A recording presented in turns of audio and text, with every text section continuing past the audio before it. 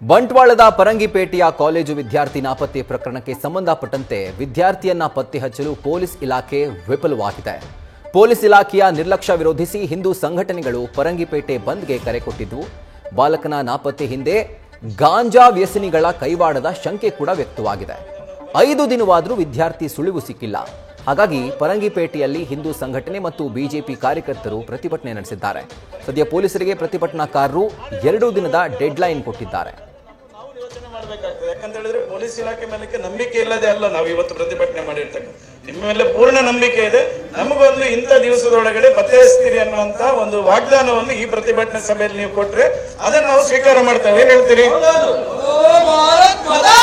ಮಂಡಲ ಅಧ್ಯಕ್ಷರಾದಂತ ಜಗದೀಶ್ ಅವರು ಕೂಡ ನಮ್ಮ ಜೊತೆ ಸೇರಿಕೊಂಡಿದ್ದಾರೆ.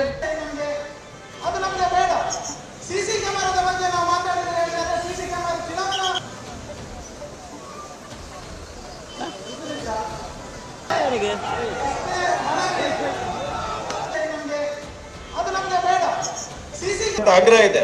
ಆದ್ರೂ ನಮಗೆ ನಮ್ಮ ಈ ಎಲ್ಲ ಸಮಾಜಕ್ಕೆ ನಮಗೆ ಒಂದು ಏನಂತ ಹೇಳಿದ್ರೆ ಇಂಥ ದಿವಸದೊಳಗೆ ಪೊಲೀಸ್ ಇಲಾಖೆಯವರು ನ್ಯೂಸ್ ಫಸ್ಟ್ ನಿರ್ಭೀತಿಯಿಂದ ನಿಮ್ಮ ಪರವಾಗಿ.